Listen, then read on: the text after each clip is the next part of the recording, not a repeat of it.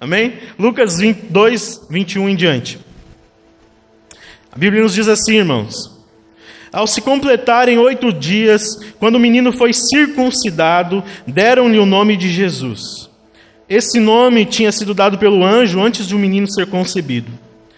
Passados os dias da purificação dele, segundo a lei de Moisés, levaram o menino a Jerusalém para apresentar ao Senhor. Conforme o que está escrito na lei do Senhor, todo primogênito será consagrado ao Senhor. E também foram para oferecer um sacrifício, segundo o que está escrito na referida lei, um par de rolinhas e 2 pombinhos. Verso 25. Em Jerusalém havia um homem chamado Simeão. Esse homem era justo e piedoso, e esperava a consolação de Israel, e o Espírito Santo estava sobre ele. Ele tinha recebido uma revelação do Espírito Santo de que não morreria antes de ver o Cristo do Senhor. Movido pelo Espírito, ele foi ao templo quando os pais trouxeram o menino Jesus para fazerem com ele o que a lei ordenava. Simeão o tomou nos braços e louvou a Deus, dizendo: agora, Senhor, podes despedir o teu servo em paz, segundo a tua palavra, porque os meus olhos já viram a tua salvação, a qual preparaste diante de todos os povos, luz para a revelação aos gentios e para a glória do teu povo Israel. E o pai e a mãe do menino estavam admirados com o que se dizia a respeito dele. Simeão os abençoou e disse a Maria, mãe do menino: eis que este menino está destinado tanto para a ruína como para a elevação de muitos em Israel, e para ser alvo de contradição, para que se manifestem os pensamentos de muitos corações. Quanto a você, Maria, uma espada atravessará a sua alma. Havia uma profetisa chamada Ana, filha de Fanuel, da tribo de Asser. Ela era bem idosa, tendo vivido com o marido 7 anos, desde que tinha se casado. Agora era viúva há 84 anos. Ela não deixava o templo, mas adorava dia e noite com jejuns e oração.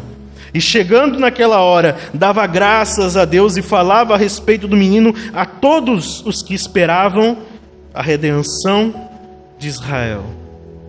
Amém? Graças a Deus. Feche seus olhos, irmãos. Pai, obrigado pela tua palavra. Que nesse instante, ó Deus, ela seja anunciada, Pai, de forma fiel e digna. Em nome de Jesus, que o teu Espírito trabalhe ela no nosso coração, para que possamos sair daqui, Senhor, transformados pelo teu Espírito, em nome de Jesus. Amém. Graças a Deus. Amém, irmãos? Bom, irmãos, essa mensagem que eu começar ela hoje, vou terminar na quinta-feira. Amém? Por quê? Nós vemos aqui um relato, irmãos, de Lucas, depois do momento em que Jesus nasce, né? Ele passa 8 dias, a Bíblia diz que ele é circuncidado, conforme a lei exigia, e ele é apresentado no templo, conforme a lei exigia. Amém? E nós vemos aqui o cântico de Simeão e a profecia de Ana. Amém? O anúncio deste menino aos demais que estavam em Israel naquela época. Amém, irmãos? Nós vamos ver, atentar hoje para a vida de Ana mais especificamente. E na quinta-feira sobre Simeão. Amém? Irmãos, você sabe muito bem que Jesus ele é anunciado pelas Escrituras desde Gênesis. Amém? Seja no sentido, esse anúncio, seja no sentido de estar presente, de ser participante da criação, de tudo aquilo que foi criado, né? No princípio era o Verbo era Deus, o Verbo estava com Deus, tudo foi feito por Ele, por intermédio dEle, amém? Aquela coisa toda. Também seja no sentido, irmãos, de que Jesus ele era uma promessa desde Gênesis para a humanidade que caiu por conta do pecado. Amém? Nós lemos lá em Gênesis 13, irmãos, o Senhor proferindo a punição à mulher e à serpente depois do pecado, né? Ele faz a punição, lhe dá a sentença, mas já com doses, irmãos, de uma graça salvadora.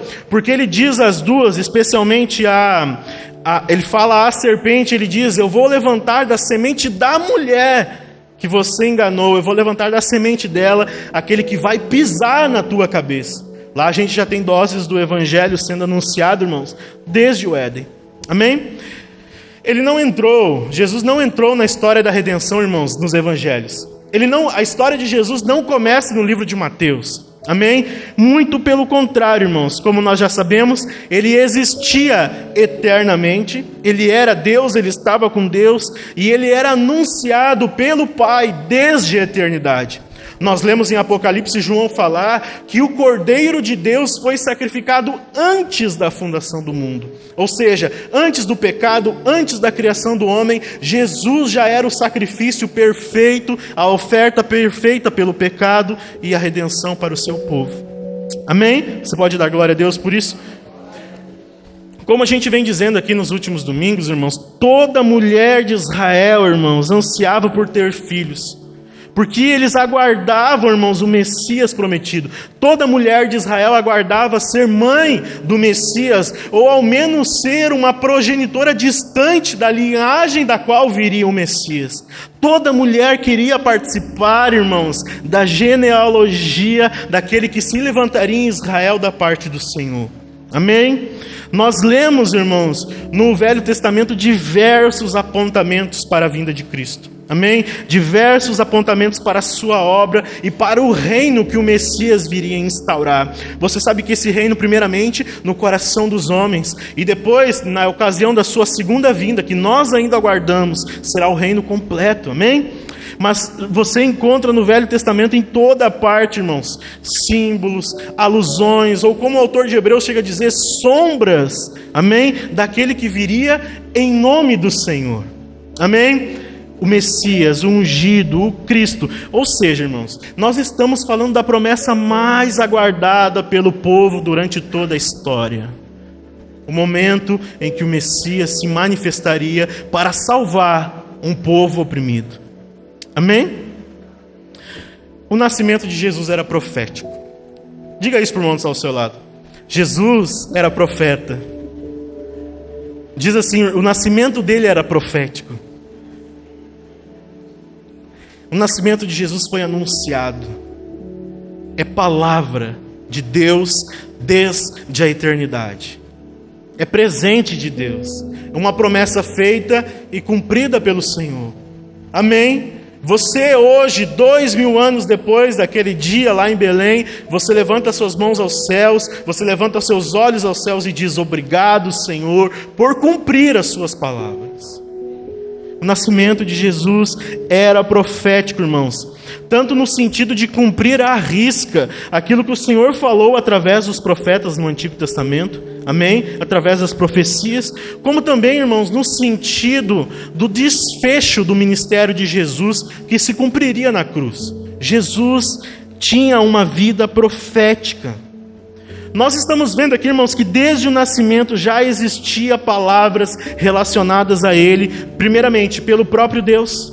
Amém? Como eu disse, todas as palavras dos profetas apontavam para ele, mas também, irmãos, por pessoas como Simeão e Ana. Repita comigo, Simeão e Ana. Amém? Eles proferem palavras proféticas, palavras da parte de Deus, irmãos, que conectavam o futuro daquele menino que recém tinha nascido, irmãos, ao plano eterno que o Senhor preparou desde a eternidade. Amém? Além disso, irmãos, nós sabemos muito bem que Jesus é a própria palavra de Deus. Jesus é a profecia.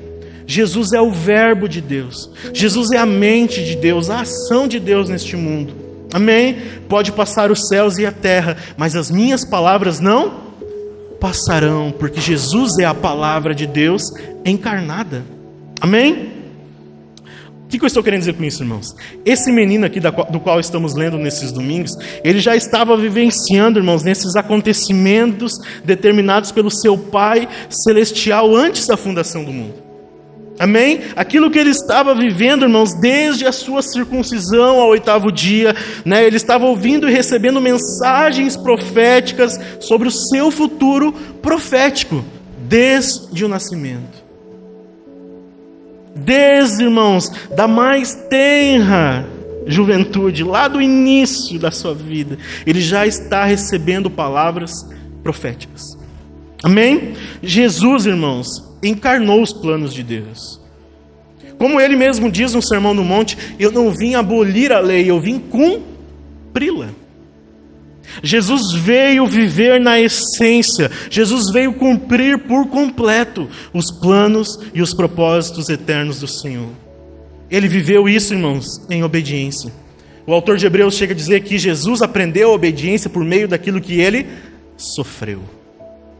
Esse menino viveu, irmãos, durante a sua vida toda, até a fase adulta, os planos e os propósitos eternos do Senhor. Amém? Nós lemos o texto aqui de Lucas, irmãos, em que Lucas nos mostra uma coisa muito interessante. Quis o Senhor, irmãos, que 2 pessoas fossem voz profética sobre a vida daquele menino.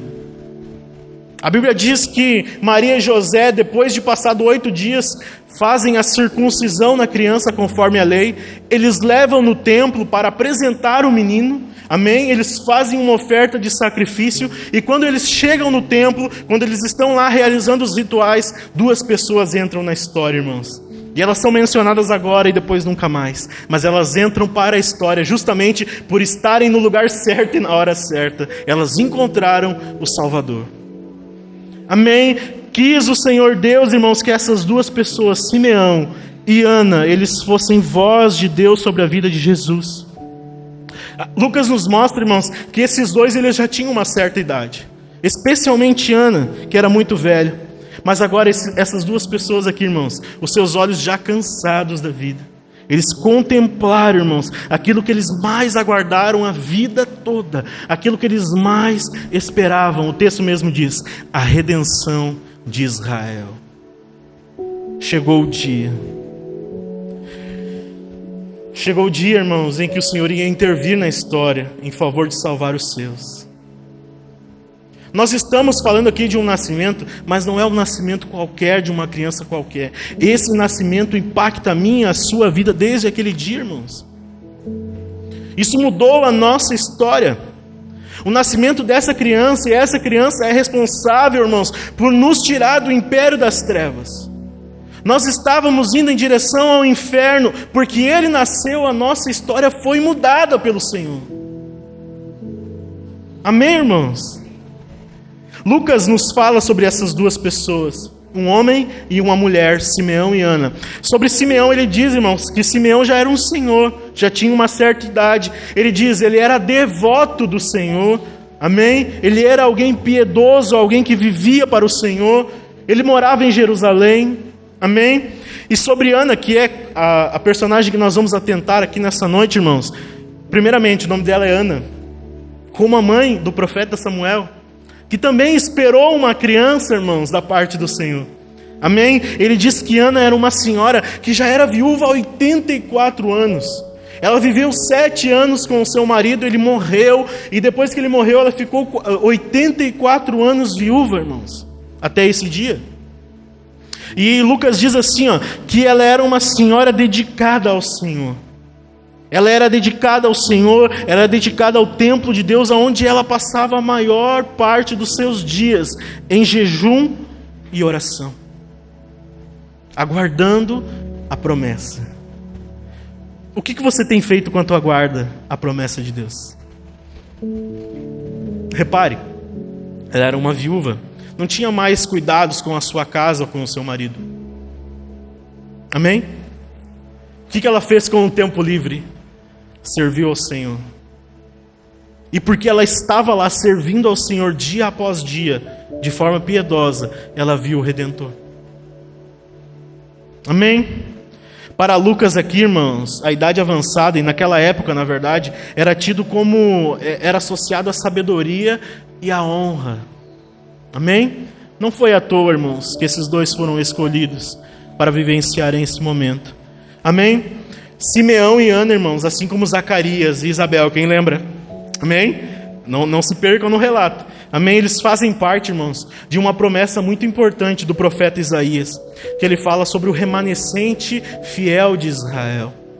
A respeito, irmãos, de pessoas que permaneceriam firmes, pessoas que permaneceriam perseverantes nas promessas, não deixariam de crer, não virariam as costas, mas estariam prostradas diante do Senhor enquanto Ele não cumprisse a sua palavra.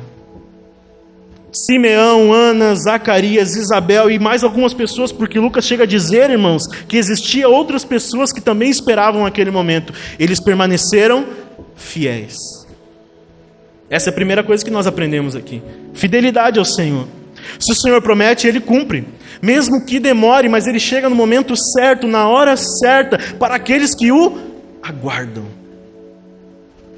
Esses dois irmãos, mais Zacarias e Isabel, eles aguardavam a promessa, eles aguardavam o ungido do Senhor, eles aguardavam a bênção de Deus, a maior bênção de Deus que viria para os salvar.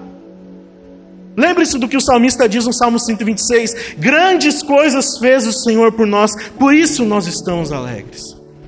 Eu creio que o coração deles agora, neste momento, irmãos, no momento que eles encontram a criança bendita, eu creio que o coração deles está exultante em alegria. Chegou o grande dia. Mas vamos focar em Ana, irmãos. O texto diz, no verso 38 que a gente leu, que ela chegou no momento da apresentação de Jesus no templo. E quando ela se depara com o menino nos braços, irmãos, quem sabe de Maria ou quem sabe de José, seu pai adotivo, a Bíblia diz que ela começou a louvar a Deus. Ela começou a louvar a Deus, irmãos, quando ela viu o menino.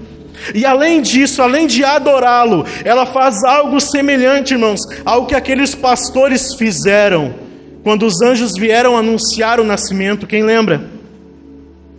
A Bíblia diz que eles vão até, irmãos, o local do nascimento de Jesus, eles louvam o menino, mas eles saem depressa para anunciá-lo. Ana chega naquele local, ela vê a situação, ela entende que aquele lugar era profético, aquele menino era profético, aquele era o momento da promessa, ela começa a louvá-lo e ela sai depressa correndo para testemunhar. Chegou o Salvador, chegou o menino santo da parte do Senhor. Sabe o que nós aprendemos aqui, irmãos? Jesus não é apenas para ser admirado, Jesus não é apenas para ser adorado, Ele é para ser testemunhado. Jesus é para ser anunciado. Como os anjos mesmo cantaram a respeito do menino, paz na terra aos homens que o Senhor Deus quer bem. Diga assim para o irmão que está ao seu lado, Jesus é para ser anunciado. Aqui nós começamos uma parte do texto, irmãos, que é muito importante, a reação daquelas pessoas. Ela não ficou ali apenas bajulando o menino, apenas adorando, apenas admirada. Ela não se abraçou no menino e diz, não solto mais. Ela entendeu uma coisa, eu preciso profetizar a respeito dele. Eu preciso mostrar que o Senhor está cumprindo as suas promessas, aqueles que assim como eu estão aguardando. Os escolhidos de Deus, irmãos, os eleitos de Deus, aqueles que a Bíblia diz que estão predestinados antes da fundação do mundo, saiba de uma coisa, eles estão espalhados por aí. Sabe esse monte de carro que tem aqui na frente, irmãos? Tem eleitos de Deus, quem sabe? Tem aqueles que o Senhor Deus quer salvar, quem sabe? Eles precisam saber. Eles precisam saber que há 2000 anos atrás nasceu um menino, que não é só um menino que faz parte da história, que não é só uma historinha que é contada nos finais de ano, que não é só o nascimento associado a presentes e festa. É alguém que veio a este mundo para dissipar as trevas dos homens. Como João Batista, quando o viu, disse: eis o Cordeiro de Deus que tira o pecado do mundo. Esse Jesus precisa ser levantado. Esse Jesus precisa ser exaltado e testemunhado, com palavras, com a vida, com ações, com atitudes, com amor, com compaixão, mas ele precisa ser falado aos homens. Como o apóstolo Paulo usou o texto de Isaías, quão formosos são os pés daqueles que anunciam as boas novas.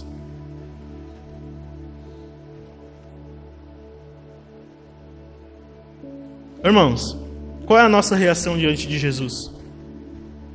Como nós reagimos? Qual foi a sua reação quando teve um encontro com Ele? Quem sabe você precisa ou terá um encontro com Ele aqui nesta noite, porque você está necessitado. Qual será a sua reação? Como você ficará diante dele? Os seus olhos serão abertos, qual será a sua perspectiva? O que você vai ver a partir de então? O que a sua boca vai falar, vai profetizar a partir de então? Qual a nossa reação, irmãos? Eu tenho certeza que você foi trazido pelo Espírito Santo hoje, aqui neste lugar, no momento certo, na hora certa, para se encontrar com o Salvador, como aconteceu com Ana. Mas Ele te trouxe aqui, irmãos, não só com a intenção de te salvar, não só com a intenção de, quem sabe, você já é salvo, alegrar seu coração, não só com a intenção de te fazer recarregar as baterias para encarar a segunda-feira, não. Ele quer fazer com você aquilo que Jesus disse aos seus discípulos, lá em Atos no capítulo 1, verso 8, vocês receberão poder para serem minhas testemunhas. Há um mundo que precisa, meu irmão. Você é Maria hoje, escolheu a melhor parte, tem um monte de Marta por aí. Você vê a multidão e os carros, tem um evento aqui próximo, você se pergunta, como assim tanta gente aqui, poucas pessoas aqui em comparação ao que tem lá? Mas o mundo é assim, irmãos. Nós precisamos clamar, nós precisamos anunciar. Chegou o dia, chegou o momento, essa é a hora certa para presenciar o Salvador e se tornar uma testemunha. Como Ana, ela estava ali, irmãos, no lugar certo, na hora certa. Mas, irmãos, ela entendeu uma coisa, não era apenas coincidência. Não era o destino, não foram os astros que se alinharam. Não é porque estava no signo dela aquele dia.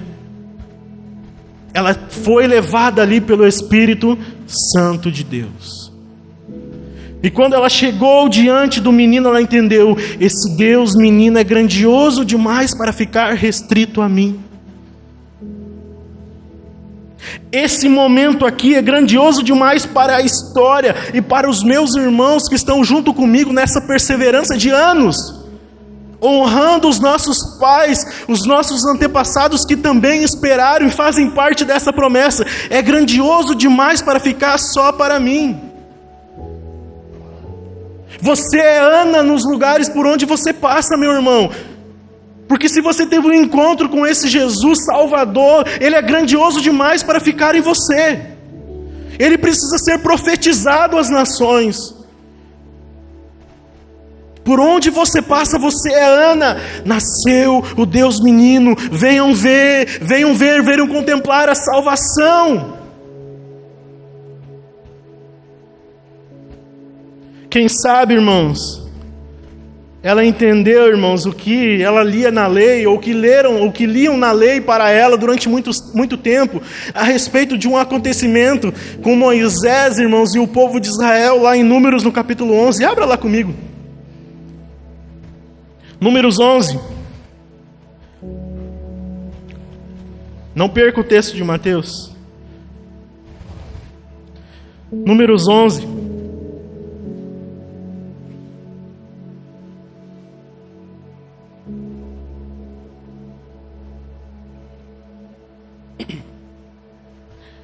Leia o verso 25 comigo, em diante. 26, desculpa.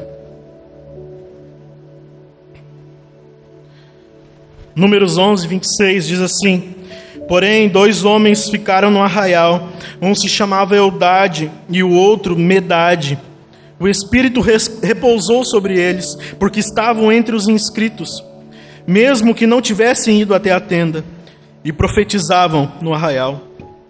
Então o jovem correu e anunciou a Moisés: Eldade e Medade estão profetizando no arraial. Josué, filho de Num, auxiliar de Moisés, um dos seus escolhidos, respondeu e disse: Moisés, meu senhor, ordena que pare com isso. Moisés, porém, respondeu: você está com ciúmes por mim? Olha só, eu gostaria que todo o povo do Senhor fosse profeta. Eu gostaria que todo o povo do Senhor fosse profeta e que o Senhor lhes desse o seu Espírito. Quem sabe Ana entendeu esse texto aqui, irmãos? A Bíblia diz que Moisés separou 70 homens para ir à tenda do Senhor. Quando eles chegaram lá, o Espírito Santo desceu sobre eles, eles começaram a profetizar da parte do Senhor, coisas que quem sabe nem mesmo eles entendiam, porque o Espírito Santo estava sobre ele. Mas tinham ficado alguns outros homens no arraial, irmãos, junto do povo. A Bíblia diz que sobre esses 2 homens, Eldade e Medade, também o Espírito Santo desceu sobre eles, e eles começaram a profetizar. E alguém foi dizer a Moisés: está acontecendo a mesma coisa lá no arraial. E você veja que Josué, filho de Num, como o texto diz, irmãos, Josué, que seria depois o sucessor de Moisés, ele diz: Moisés, mande que eles parem com isso. Como assim? Isso não está restrito apenas a nós, não é algo exclusivo isso para que o Senhor, para que você nos escolheu aqui os 70, não permita que isso aconteça. E o que Moisés diz? Eu gostaria que todos fossem profeta, que todos falassem da parte do Senhor, que todos anunciassem as maravilhas de Deus, porque um dia o Senhor daria o seu Espírito a todas essas pessoas. Quem sabe Ana entendeu isso, irmãos. Ela chegou naquele momento, ela entendeu: o Espírito Santo está aqui, Ele está comigo, Ele me trouxe aqui para ver aquele que é maior do que Moisés. Esse menino aqui é maior do que Moisés. Esse menino aqui é maior do que o profeta Isaías. Ele é maior que Davi, nosso pai. Ele é maior do que o profeta Zacarias. Ele é maior do que o profeta Ezequiel. Esse menino aqui é maior do que as profecias. Esse menino aqui é maior do que a lei. Ele é a lei. Ele é a palavra de Deus. Quem sabe Ana entendeu isso, irmãos. E ela pensou: não posso ficar para mim, vou sair profetizá-lo, vou anunciá-lo. Isso também é ser profético, irmãos. Ou como o apóstolo João vê, irmãos, no Apocalipse. Abra lá comigo no capítulo 19. Vamos ler o verso 10. A Bíblia diz que João tem uma revelação do Cordeiro glorioso de Deus. E olha o que ele faz. Verso 10 diz assim: prostrei-me diante dos seus pés para adorá-lo. O anjo, porém, me disse: não faça isso, eu sou um servo de Deus, assim como são você e os seus irmãos que guardam o testemunho de Jesus. Adore a Deus, pois o testemunho de Jesus é o espírito da profecia. Repita assim comigo: o testemunho de Jesus é o espírito da profecia. Ana entendeu isso. Ana entendeu que estava diante daquele, irmãos, que é a essência de todas as coisas. Aquele que é a essência de tudo aquilo que havia, irmãos, sido profetizado pelos pais, pelos profetas, pelos homens de Deus nas Escrituras. Ela entendeu e foi depressa testemunhar sobre isso. Eu já estou encerrando, irmãos, mas eu quero mais uma vez fazer uma pergunta, a mesma: qual a nossa reação diante de Jesus? Quem sabe, irmãos, a sua reação responde à pergunta retórica que Pôncio Pilatos fez diante de Jesus no momento do julgamento. Abra comigo em Mateus 27.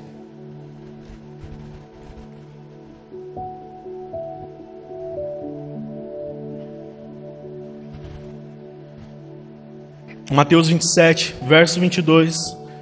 Diante de Jesus, irmãos, no momento da condenação, vendo a multidão pedindo para que Jesus fosse crucificado, para que ele fosse morto, para que ele fosse julgado como culpado, Pôncio Pilatos, em ironia, irmãos, ele faz uma afirmação, uma pergunta retórica para ele mesmo.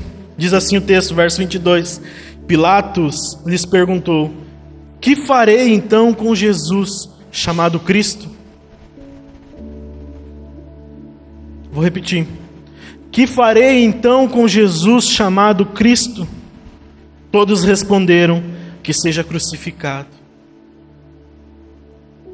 Quem sabe a sua reação diante de Jesus, irmãos, está como a de Pilatos, irônica.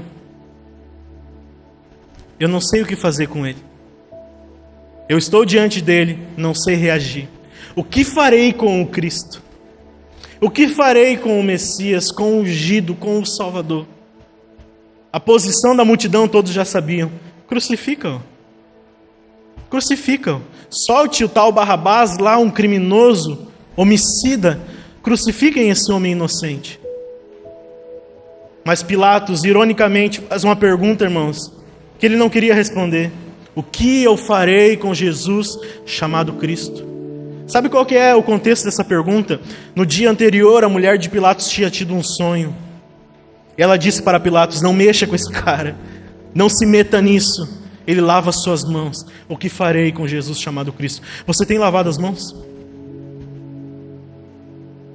Irmãos, a sua reação diante de Jesus, ela vai ecoar por toda a sua eternidade.